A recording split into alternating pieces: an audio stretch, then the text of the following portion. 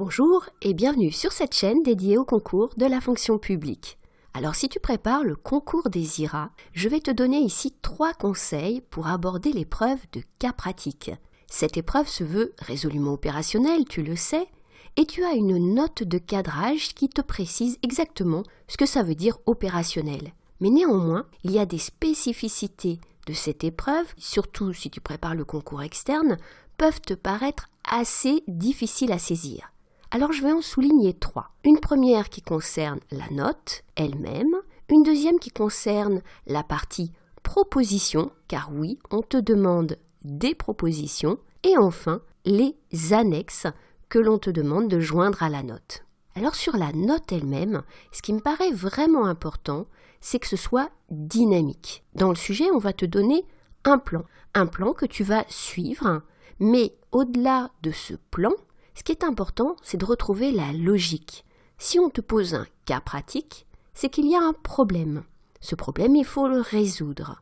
Tu vas le résoudre au vu du cadre légal, au vu du contexte spécifique que tu mets dans le sujet, mais également au vu des éléments du dossier qui font apparaître des bonnes pratiques, qui font apparaître des points de vigilance, autant d'éléments que tu vas soumettre au destinataire de la note, qui est une personne qui va prendre une décision sur les bases de cette note, et donc tu es là à la fois pour lui donner une vue très claire du sujet, pas exhaustive, on ne te demande pas quelque chose de long, mais qui fait ressortir les points essentiels, et surtout qui va l'alerter sur un certain nombre de points dont il faut tenir compte. C'est en quelque sorte un peu des pièges dans lesquels il ne faudrait pas tomber.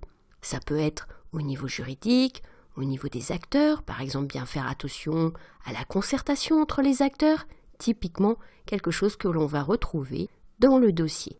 Alors tu vois que je ne t'ai pas parlé du programme de cas pratique, parce qu'il y a effectivement un programme qui est renouvelé tous les ans, qui est très très vaste, et rien ne sert d'apprendre par cœur des fiches sur chacun des éléments du programme. Tu as déjà bien à faire avec la préparation du QCM, car tout est dans le dossier. Même si dans la note de cadrage, on évoque le fait d'ajouter des connaissances personnelles, ce n'est pas du tout un point clé de cette épreuve, et même je te déconseillerais plutôt de le faire, car le correcteur ne sait plus trop si ce que tu rajoutes c'est dans le dossier, pas dans le dossier, ça va plutôt lui compliquer la tâche. Alors mon deuxième point, c'est sur la partie proposition, car effectivement, cette note présente un sujet, présente l'actualité du sujet, l'importance du sujet, le cadre légal, les acteurs, on l'a dit, les points de vigilance, mais on va te demander également d'apporter des propositions. Alors, qu'est-ce que ça veut dire des propositions ? Il ne faut pas confondre les leviers qu'on peut te demander de lister dans la note et les propositions. Et oui, les deux termes semblent très proches, mais ce n'est pas la même chose.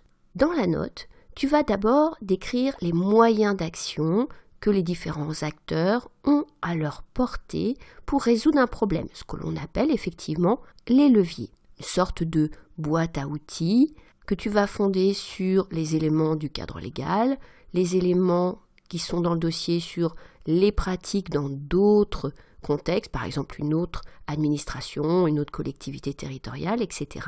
Autant d'éléments qui te permettent de lister ce qui est à la main des acteurs. Alors tu vas me dire, bah oui, mais pourquoi j'en fais pas directement des propositions ? Eh bien parce que les propositions que tu fais à la fin de ta note, ça peut être une 3e partie ou ça peut être la fin de la 2e partie, ces propositions s'adressent directement au destinataire de la note. Ce sont donc des propositions que tu soumets à un destinataire fictif, un supérieur, donc il faut que ces propositions, il puisse les valider, ou pas les valider d'ailleurs, s'il n'a pas envie, s'il a des éléments qui font qu'il ne serait pas d'accord avec ce que tu lui proposes. Mais en tout cas, il faut que ça rentre dans son champ d'action. Tu ne vas pas proposer, par exemple, d'adopter une nouvelle loi à un préfet. Donc tiens bien compte de la nature du poste, de celui à qui tu t'adresses. Il est inutile de faire énormément de propositions, on te demande 3-4 propositions, et tu trouveras d'ailleurs dans le dossier des éléments qui vont t'inspirer. Là où tu peux également trouver des sources d'inspiration, eh bien ce sont dans les annexes. Car on va te lister un certain nombre d'annexes, tu vas choisir dans ces annexes 2 annexes que tu vas rédiger, mais l'ensemble des annexes t'intéresse parce que au vu des annexes, tu vois bien un peu vers quoi on veut t'amener dans les propositions. Alors ces fameuses annexes, qu'est-ce qu'il faut en penser? D'abord, bien sûr, il faut les préparer.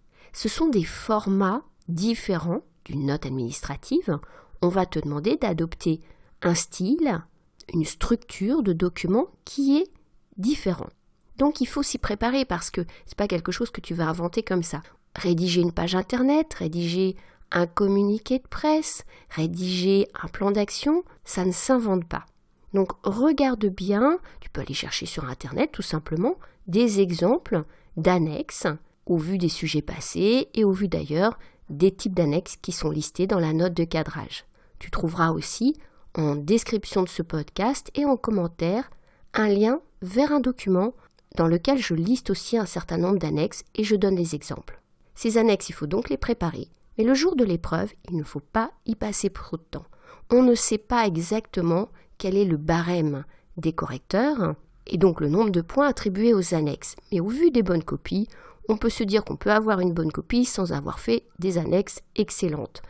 Donc au vu de ces bonnes copies, on se peut dire que le nombre de points dans le barème pour les annexes n'est pas très élevé. En tout cas, ce n'est pas du tout éliminatoire de ne pas avoir fait des annexes très complètes. En revanche, c'est important de les faire, parce que ça prouve quand même que tu as maîtrisé ton temps. Et ça, c'est important. Donc il faut faire des annexes, pas forcément très développées, donc consacrer une demi-heure au total aux 2 annexes, ça paraît raisonnable. Là aussi, c'est assez stratégique dans le choix des annexes. Ne va pas t'embarquer sur des annexes longues à rédiger. Prends des annexes qui sont assez succinctes, par exemple une carte des acteurs, tout ce qui est sous forme de schéma, ou qui demande une rédaction assez rapide, comme rédiger un projet de mail, ou on l'a dit, une page internet. Donc n'hésite pas bien sûr à aller voir les bonnes copies. Je t'invite aussi à aller voir les bonnes copies d'un concours qui est un concours interne, d'attaché également, au ministère de l'Éducation nationale. C'est un concours qui est organisé tous les ans et on trouve sur Internet non seulement les sujets, bien sûr, mais aussi des bonnes copies et des rapports du jury qui, pour le coup, sont assez développés sur les annexes. Donc en allant voir les bonnes copies et les rapports du jury de ce concours interne d'attaché, ça va te donner d'autres exemples d'annexes. Je te mets là aussi en description le lien vers la page qui présente ces différents documents du concours interne d'attaché de l'Éducation nationale. Donc voilà pour ces 3 conseils sur la note dynamique, sur les propositions directement adressées au destinataire de la note et sur les annexes à préparer mais à ne pas trop développer lors du concours. Et j'espère que ces 3 conseils te seront véritablement utiles pour aborder l'épreuve de cas pratique. Je te propose également une formation en ligne qui te permet de revoir dans le détail les points clés de la méthode du cas pratique, avec évidemment des sujets corrigés et des annexes qui te permettent de voir exactement les attentes des correcteurs. Je te mets là aussi le lien donc en description du podcast et en commentaire. Enfin, tu peux rejoindre un espace de partage sur Slack. C'est entièrement gratuit, c'est très simple d'accès et tu pourras y retrouver des ressources, échanger avec d'autres candidats au concours des IRA, me poser des questions éventuellement si tu le souhaites, accéder à des revues de presse. Donc n'hésite pas à nous rejoindre sur Slack, je te mets le lien là aussi en description et en commentaire et je te mets à la fin de ce podcast un petit tuto très rapide pour te montrer comment te connecter au Slack de Plus d'Options. Il me reste à te souhaiter très bonne chance pour le concours des IRA, à très bientôt sur YouTube et à très bientôt sur Slack.